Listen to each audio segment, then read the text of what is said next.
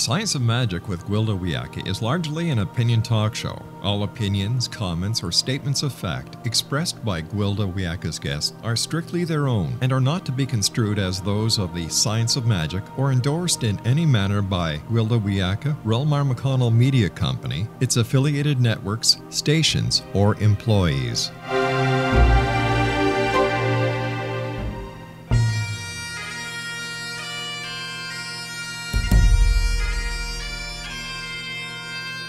Welcome to the Science of Magic with Gwilda Wiyaka, a program dedicated to uncovering the unified nature of reality and humanity's ever-evolving place as truly galactic beings.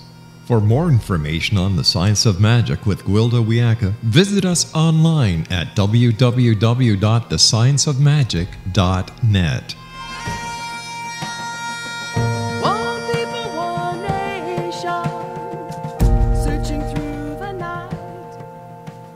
Welcome to the Science of Magic, a place where science and magic come together to transform fact into evolving truth.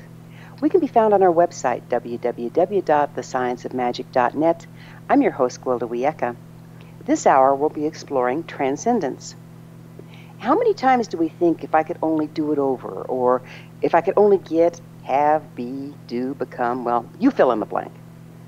Yet, try as we may, we seem prisoners of our identities, roles, and lives, doing the same old things in the same old ways and hoping for different results that never seem to manifest. It's easy to look to the people or circumstances in our lives and decide therein lies the problem, but the problem becomes looking for the problem. In so doing, we create the problem and become victim to it. Often we decide the problem is lack of money. We then perceive we don't have enough, and voila, we don't. This is what I call reverse manifestation, which is the current system exploits to full advantage. The methodology of most advertising is to state a problem, then offer up a product, whether car, cosmetics, or pharmaceutical, as a solution. Following the natural progression, we need more money to purchase the solutions to problems we probably don't have. What a tangled web we weave, no? If I'm dissatisfied where I am, rather than look for the problem and try to solve it, I've learned that my time is better spent finding my passion and joy and focusing on that. At the quantum level, this is simply aligning with a higher frequency of expression. Focus is the key. Whatever we focus on, we tend to create. Put our will and intent behind our focus, and we just strapped a rocket to our backside. What happens next is that every thought, belief, pattern, and sacred cow standing between us and our joy is in our face to be cleared. At this point, it's really easy to become discouraged and abort the process. I mean, after all, this doesn't feel good, right? So where's the joy? I must be doing it wrong. There must be a problem. Splat! Right back down to where we started. We have passion for and find joy in the very things that uplift us. If we find ourselves less than uplifted, it's time to examine where our focus is and how our lives have been created around that focus. There is a downside. We may have spent years creating the life we live. Though dysfunctional our life may be, we've probably become attached to it. When we shift focus, our old identities, our old situation may quickly go beyond its shelf life as we transcend the frequency matrix that created it. We may find our entire reality crumbling around us as we die in order to be made anew. Our passion and joy serve another function, one of guiding us to our purpose. I have a very large, well-fed cat who's a mousing machine. It's not as if he decides that it's his job or that he's hungry. He just gets huge joy out of chasing and pouncing on mice. He has a real passion for it. Watching him mouse is to experience his total focus and oneness with his purpose. There's no thought or contemplation bogging down his movements. He's lightning fast and simply takes care of business. All of these concepts are anchored in frequency. Frequency is managed through focus, intent, and will. For the most part, we're unconscious of all three. It's our birthright to be frequency masters, the creators of our own reality and destiny. Yet we stagger around unconscious, like small children with a loaded gun, blowing random holes in things and then wondering where the holes came from. We're led hither and yon by a system that ruthlessly exploits our natural ability to create reality. While we can't hope to fight the system, we can simply transcend it by paying attention. Me Sah is a heart change healer, spiritual medium, clairvoyant, counselor, and energy coach from Santa Fe, New Mexico. She's attained a highly attuned level of connection to spirit and the angelic realms. Her focus is assisting others to find enlightenment and expanded awareness. For over 45 years, Me Sah is a spiritual teacher, consultant, and a student of spirit. She's worked in the mental health system as a psychotherapist, and for several years has focused on spiritual energetic means for healing, consciousness raising, and spiritual teaching of all levels of being. After this short break, I'll introduce Me Sah, and together we'll explore the infinite possibilities of focus, intent, frequency, and reality. You're listening to The Science of Magic. Prior innovative episodes can always be found on our website, www.thescienceofmagic.net.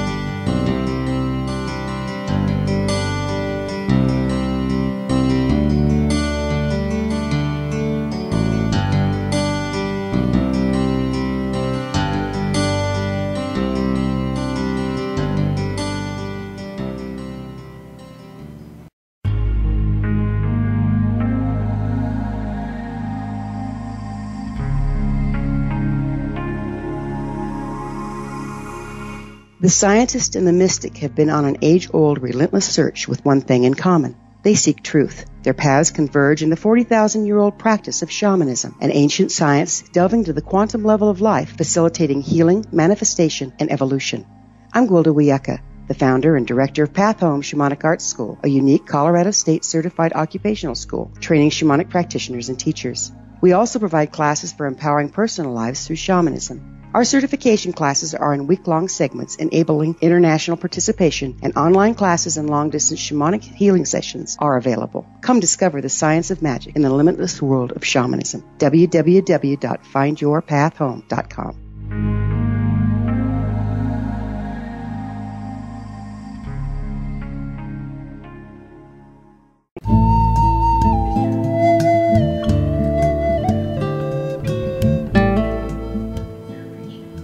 Welcome back. This is The Science of Magic, dedicated to unification and evolution of consciousness.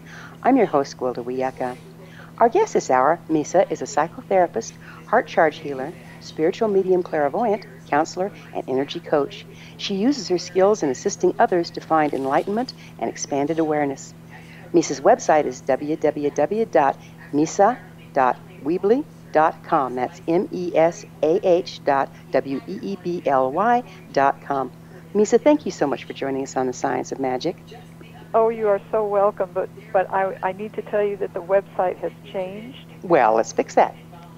Okay. It is mesahhealingandreadings.com. Okay, I'll ask you that again because I don't have time to write it down. Okay. No memory. So. That's okay. What is a heart charge healer exactly? Well, I call it heart charge healing because about a little over a year and a half ago, I had a major opening happen. Now, I've been following my spiritual path for years. I've had tons of experiences, a lot of energetic changes. But about a year and a half ago, something just broke loose in me, and there was such an extreme flow of energy coming through me, and it came through the heart chakra. Now it comes through my whole body, but at that time it was more focused through the heart. And it was such a huge thing that I started calling this heart-charged healing, because it still does. My heart chakra will open up, and then the energy will come through. Although at this point the energy comes through all the time. But that's how I got the name for it, just a way of identifying what had happened and how that was manifesting. Well, you know, that brings to mind, I had an activation by my original Lakota teacher years and years ago, and it had to do with the heart, and he said I had a configuration in my heart energy field that if I didn't have that, he couldn't be my teacher. And when he activated that for me, it was like life-changing. Is this kind of the sort of thing you're talking about? It sounds very similar, and I'm getting my little truth chills as you're saying that. So I think there is something about that. You know, I think that we're all kind of energetically set up a bit differently, and when this happened, I started doing some research because I wanted to find out, okay, exactly what's going on. And the only thing I could find out was that it's a very unusual thing. It was a combination of the opening of the Kundalini. Now, I had had that happen before, but this was a more complete, larger opening. And then, for some reason, the energy coming down through my God self came down, and it met at the heart. And the way that it circulated, I understood to be it's a very uncommon thing that happens. So there is so much about the heart, and maybe you have kind of that same thing happening. It's very unusual. Yes, it is, and yet it's such a power center. So it's like heaven and earth meet together in the heart, and then that empowers the entire system. It's just amazing Shiva, to feel and to watch.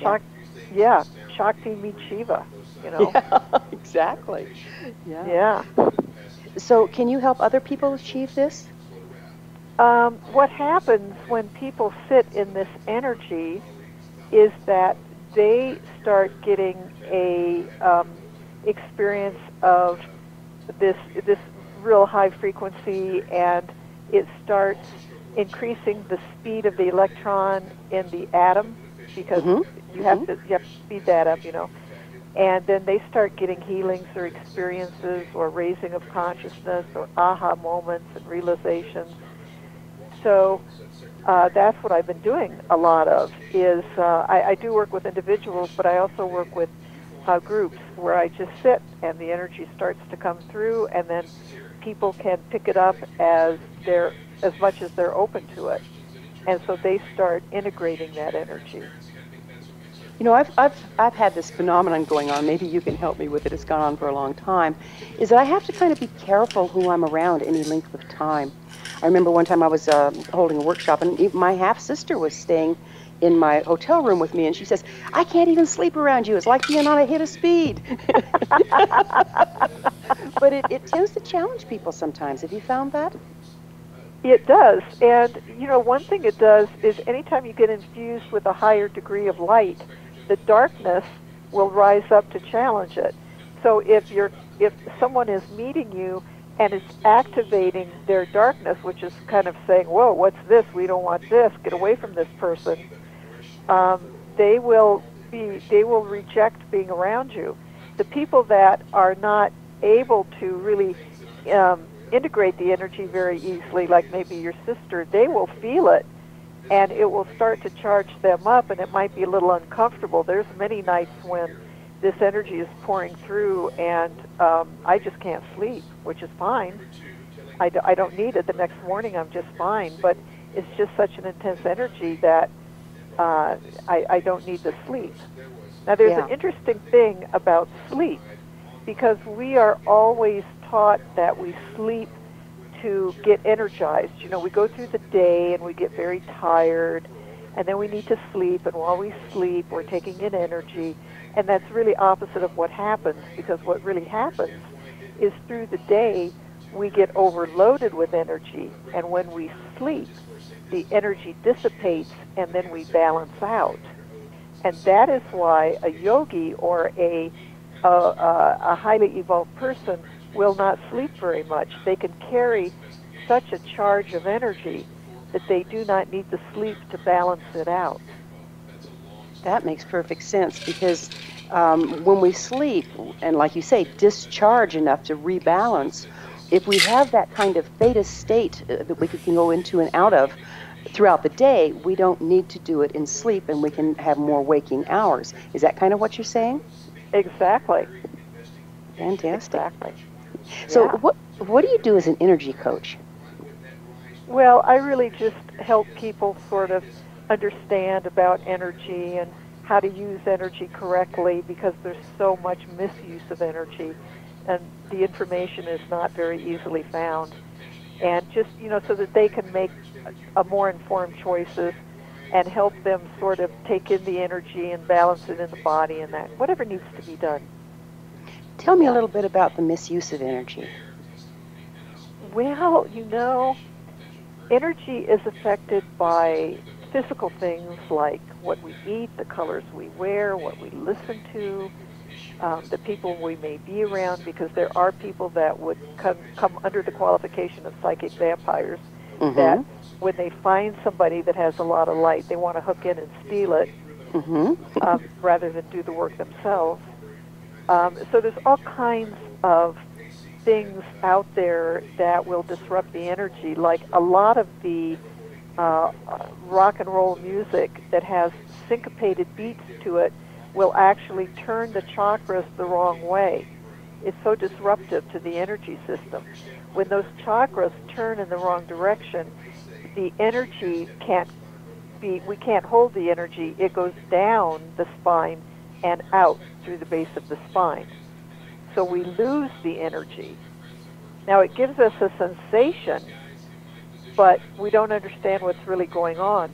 Where other forms of music will help us raise the vibration and hold the energy, like a lot of classical music, a lot of melodic music that doesn't have real jagged rhythms to it.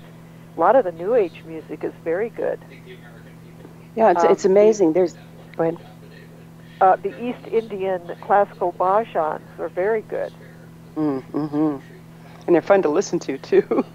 I had an accident this last winter and had to have an MRI, and I am still trying to get things run in the right direction. Have you seen that kind of thing affect our energy as well? You know, that's so interesting, Gwilda, because I've never worked with anybody that has had that condition, but when you talk about it, it's like, well, that makes perfect sense, because those waves coming in, that energy coming in could be very disruptive, and I'm so grateful that you mentioned that, because now I'm going to check that out with people. So thank you. Oh, yeah, it's a good thing to track, because I have been discombobulated ever since, and it was just a torture going through it. And they say that those things make you claustrophobic. I haven't had a claustrophobic moment in my life. I scuba dive at 150 feet, never bothers me. But I thought I was going to climb the walls of that thing. It wasn't fun at all. And I think it was the energy present, yeah. So I understand you're a psychotherapist. What drew you into the esoteric healing? When I was in the mental health system, I was at this, I've been following my spiritual path through all the different things that I've done, and I've had many different professions in my life. And so when I got into the mental health field, and I really saw firsthand that there was not enough time or money for people to get the therapy that they really needed, the therapy was so limited, and that you could not do in the mental health system. I was not in a private practice, I was in agencies. You could not do a lot of alternative kinds of things that would actually help people. So I became very discouraged and said, I just don't want to be in this. So I dropped out and started my own practice. And then as I was able to integrate the more spiritual alternative methods, at one point it was like, okay, I'm just going to do my spiritual stuff. And Spirit kind of said, yes, that's what you're supposed to be doing.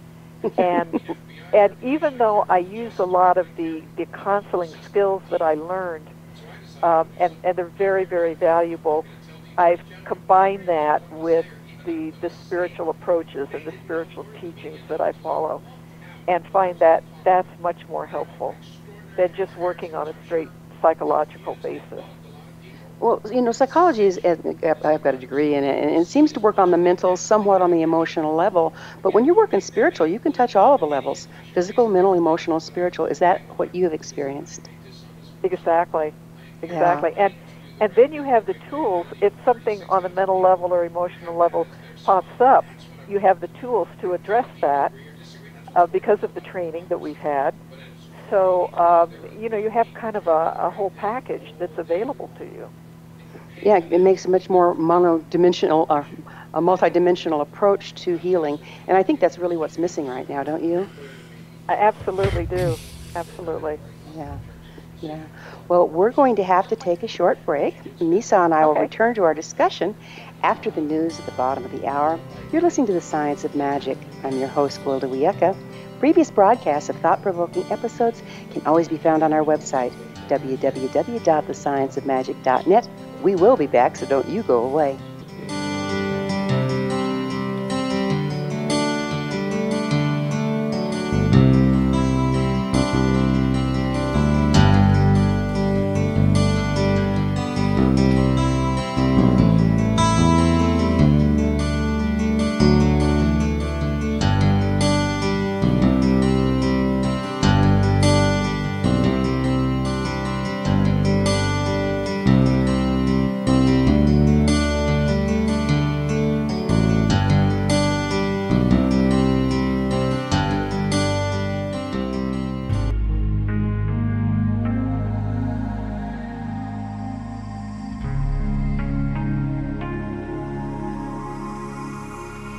The scientist and the mystic have been on an age-old, relentless search with one thing in common. They seek truth. Their paths converge in the 40,000-year-old practice of shamanism, an ancient science delving to the quantum level of life, facilitating healing, manifestation, and evolution. I'm Gwilda Wiyaka, the founder and director of Path Home Shamanic Arts School, a unique Colorado State certified occupational school training shamanic practitioners and teachers. We also provide classes for empowering personal lives through shamanism. Our certification classes are in week-long segments enabling international participation, and online classes and long-distance shamanic healing sessions are available. Come discover the science of magic in the limitless world of shamanism. www.findyourpathhome.com.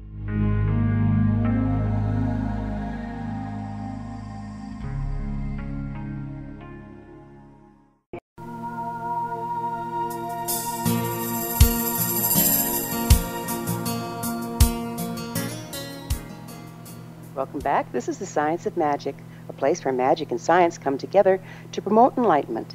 Visit us online at www.thescienceofmagic.net. I'm your host, Gwilda Wiyaka. Our guest this hour, Me Sah, is a psychotherapist, heart charge healer, spiritual medium, clairvoyant, counselor, and energy coach. And Me Sah, you're on. Your website is? www.mesah, M-E-S-A-H, healingandreadings.com. Thank you. We had a change of website, and it kind of threw me. So, Oh. What's your esoteric background training? Basically, the teachings of the Ascended Masters. I have found that those teachings over the years, I found those teachings probably 50, 55 years ago, have been the thread of truth for me, although I've looked into a lot of other things, and I still do, because I'm always interested in what other approaches have to say. But that's the one that's been the most meaningful to me, and those Ascended Masters are the beings that I have developed a very personal relationship, direct relationship with. Where'd you find those teachings? You know, the first thing I found were the Agni Yoga books, which were dictated by one of the Ascended Masters named El Morya. From there, I found Madame Blavatsky and The Secret Doctrine. And from there, it just was one foot in front of the other. And the Masters have sponsored various organizations down through the years where the teachings were disseminated.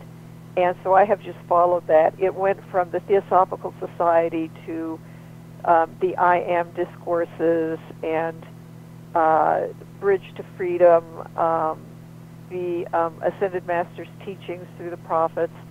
Those things have sort of been the trail that particular masters have been indicative and have directed. Now, there's other kinds of approaches that also get into the teachings of the masters, but that's been sort of my path. It's amazing how we're led down that path, isn't it? It so totally is. Yeah, you and I came from totally different angles, and it feels like we're kind of on the same page here. I think we are, because truth is truth, and you can find it through so many different approaches. And if you don't get attached to the particular form, and if you keep looking for the truth, you're going to find it, no matter what approaches you use. What did Jesus say? Seek and you shall find. Know the Yes, truth and it'll set you free, That's exactly right. Yeah. Yeah. So how does your alignment with spiritual work reframe your views on the mental health system as we know it? Well, I think that the mental health system just has, it's very, I want to say almost medically oriented, and it's that very, very scientific kind of approach, which is fine. I love science. But I think that metaphysics, what's called the ageless wisdom, are kind of light years ahead of where the scientific approach has gotten. And so, to me, the mental health field was very, very limited and didn't go far enough. And because it didn't go far enough, it didn't seem to work all that well in many cases. And so I think that what people could get out of it was just so limited, and I just felt, there's more. Let's go where there's more to offer and more to gain. Yeah, what drove me nuts about it was having to label people and how the insurance companies and all that, you got to put a person in a box. And I've never Yes. seen any two people that fit in the same box. So it was like we're imposing something that just doesn't work.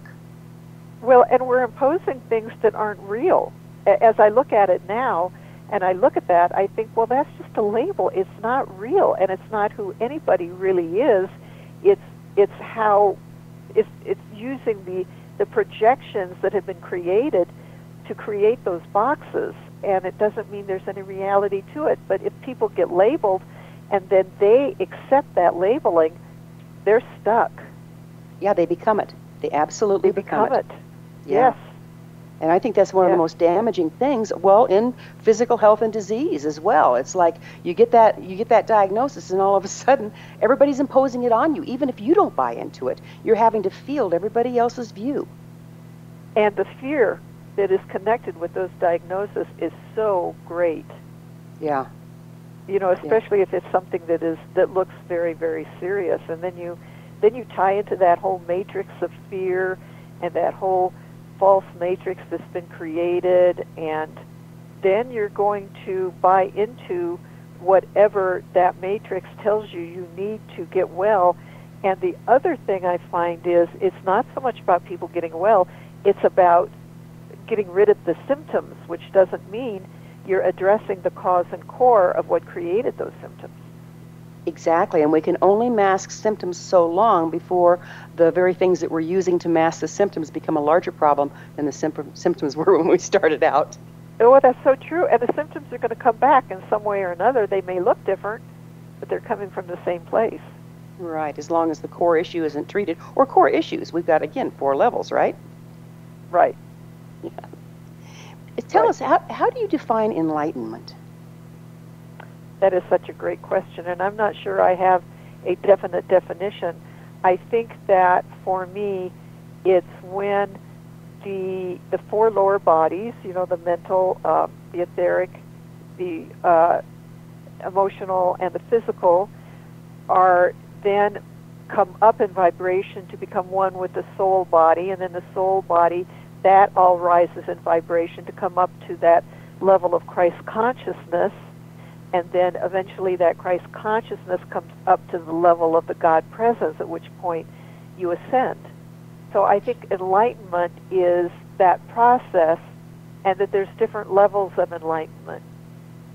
So it's like bringing more light in. Yes, because the more light we bring in, the faster the electron in the atom will spin, and as the electron increases its spin, then the dark tarry substances at that cellular level will start to get spun out, and everything starts to spin very, very, very quickly. And there have been people on the planet that have been spinning so quickly that when a photograph of them is taken, you can see right through the body.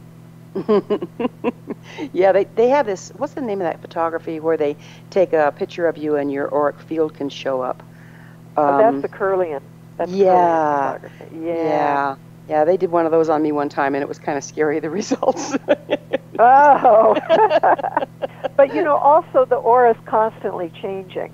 Exactly. So when they take that picture, that's you at that particular moment, and 2 seconds later, it's going to look different. Exactly, and people think, and that, okay, they take this snapshot, and then they read it, and then they go, okay, this is what you are. Right. And I'm thinking, that's kind of like taking a blood test. You know, it's a snapshot. It's not the big picture. Yes, exactly.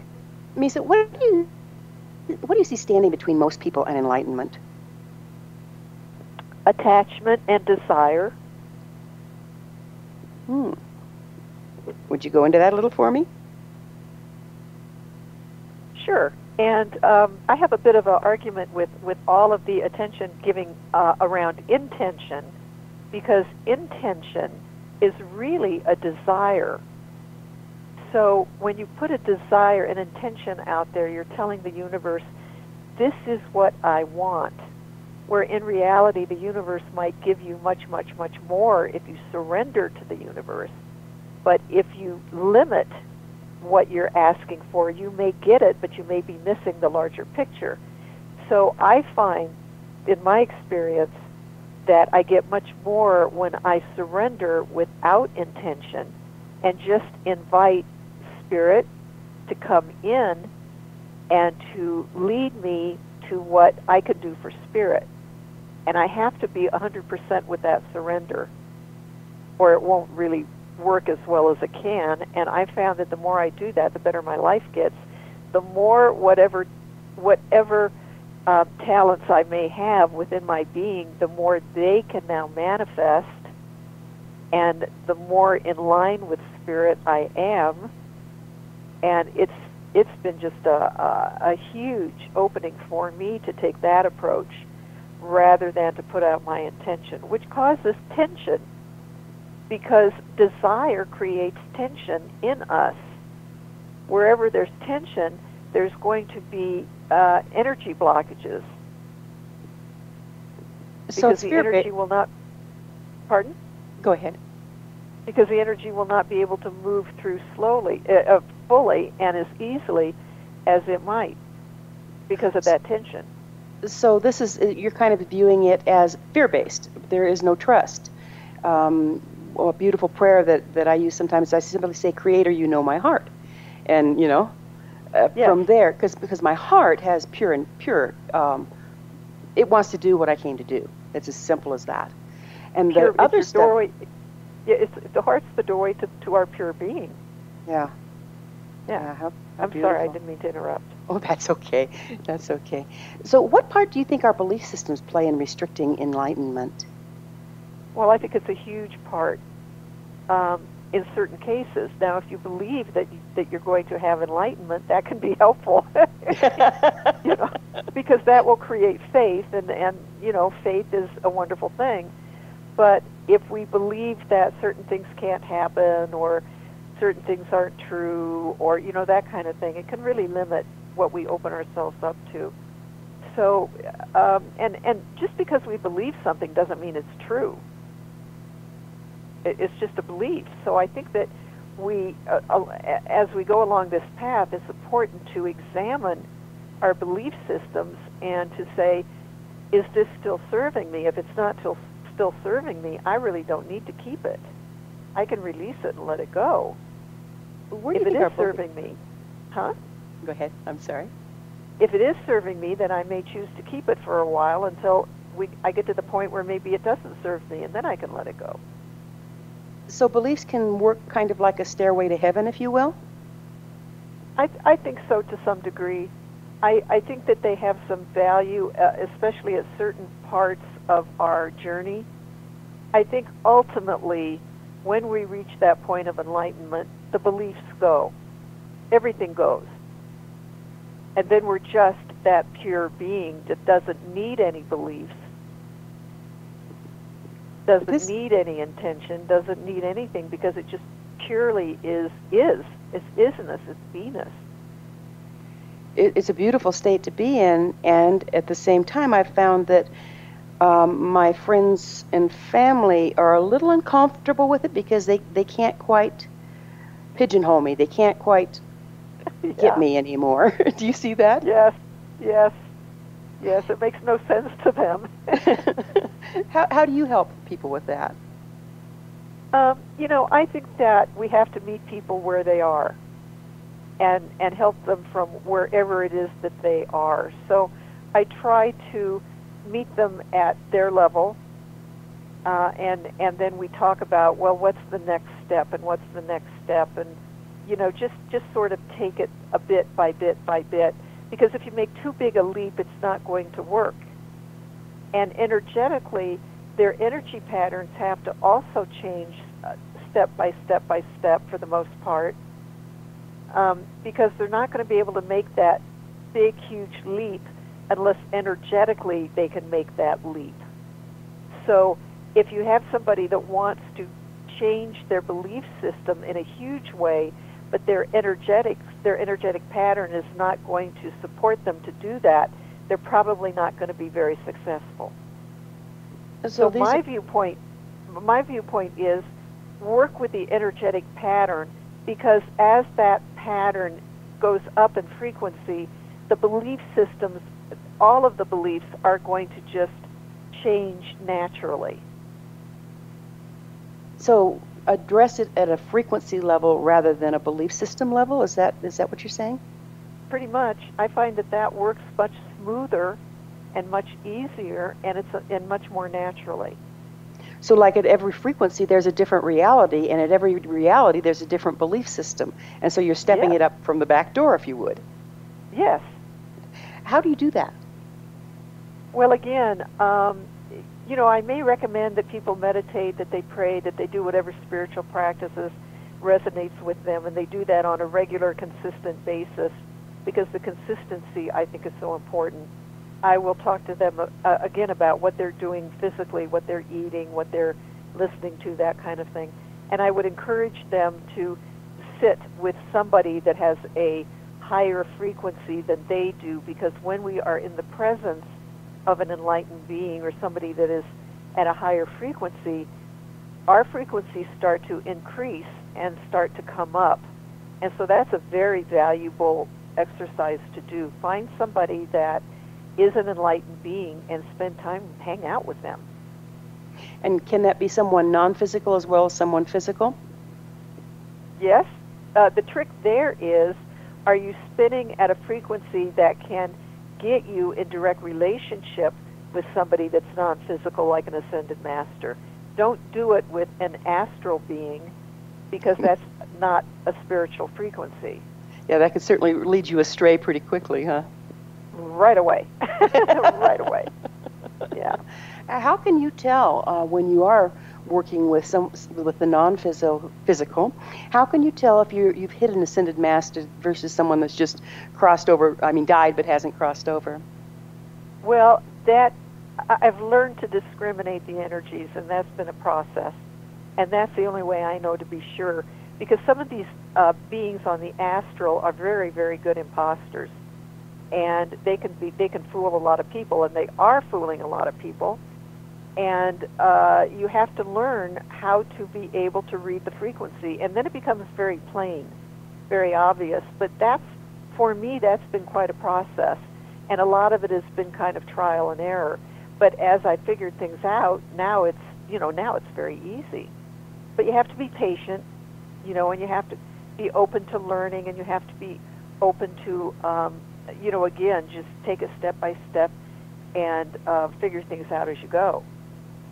How much do you think these astral beings are playing in politics and everything else around us? Oh, I think it's huge. I think that it's a much, much, much bigger influence than what people give credit for, because the astral is so close to the physical, and a lot of those astral entities will connect with somebody in a physical body because they want to continue to have the experience of being connected in the physical earthly realm. Got it. We're going to have to take a break. We're going to have to take a break. We'll pick up with this on the other side. Me Sah and I will be back on the flip side of this commercial break. You're listening to The Science of Magic, the place where altruistic professionals of science and the esoteric create common ground for the betterment of our world. You can always listen to previous transformative broadcasts on our website, www.thescienceofmagic.net.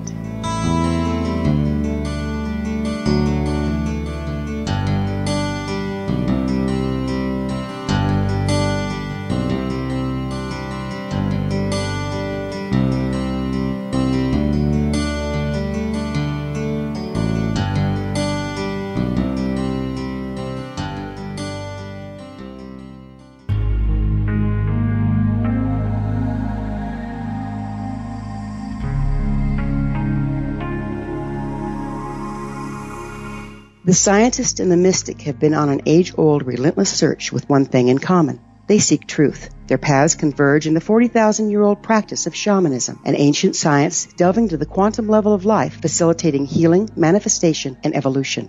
I'm Gwilda Wiyaka, the founder and director of Path Home Shamanic Arts School, a unique Colorado State certified occupational school training shamanic practitioners and teachers. We also provide classes for empowering personal lives through shamanism. Our certification classes are in week-long segments enabling international participation, and online classes and long-distance shamanic healing sessions are available. Come discover the science of magic in the limitless world of shamanism. www.findyourpathhome.com.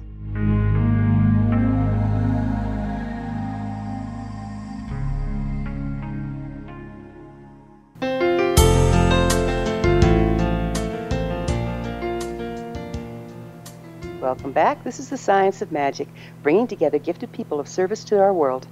Our website is www.thescienceofmagic.net. I'm your host, Gwilda Wiyaka. Our guest this hour, Me Sah, is a psychotherapist, heart charge healer, spiritual medium clairvoyant, counselor, and energy coach. And Me Sah, you're on again. Your website is? Me Sah, spelled M-E-S-A-H, healingandreadings.com. Thank you so much. We were getting into some interesting stuff about how we're talking about how the beings that have died but not crossed are influencing people in the ordinary world and kind of maybe glomming on and playing out their agendas within politics and everything else. Did you have something more to say about that? We had to interrupt for the break. I want to say this, that the Aborigines in Australia are saying that because there's so few people helping people get to the other side, that there is such a heavy energy on the planet that that's part of the problem that's going on the planet. And so therefore those of us that are able to help somebody that has lost their physical vehicle get to the other side, it's important to be doing that work. Yes, boy, I'm seeing that, and that's part of the training I give, so that people, when they do encounter, if they're working in this field and they do encounter that they can help these people cross and drop their agendas and drop the lower frequencies so that they can come back as helping spirits rather than interfering ones. Yes, absolutely. That's wonderful. Before we get too far into this segment, what services do you offer, and how can people find them? They can find them through my website, mesahealingandreadings.com. I do the energetic sitting in groups with people. I do private sessions. I do medium work. I do readings. I do animal communication. I do medical intuitive work. I do healing work, energetic, from an energetic basis. Anything really that, once you're connected with the energy, you can direct it pretty much to whatever is being brought to you that needs help. How much of this do you do long distance? I do a great deal of it long distance. I probably do 75% long distance, and I do remote healings where I bilocate and go to the person and heal them in that way. And I'm able actually to go into the inner bodies of the person. I work at a subatomic level in those instances. Right, so you're working at the quantum level. Yes. Beautiful services you offer. We have about a minute left, Me Sah. Do you have a message for our listeners? I just would encourage people to take their spiritual journey as the most important thing that we can do in this life. I think that our purpose in this life, our ultimate purpose, is to reconnect with our God presence and to become fully who we are as that beautiful beingness, that fullness of God on earth. And Me Sah, one more time, would you please share where people can find you? Me Sah, M-E-S-A-H, healingandreadings.com. Well, it has been absolutely wonderful working with you. I'm so glad you're out there in the world doing this wonderful work, and I hope people will find you because your services and your beautiful heart is much needed in a world in transition. Thanks for being on with us. Thank you so much for giving me the opportunity. It was just great. It was great.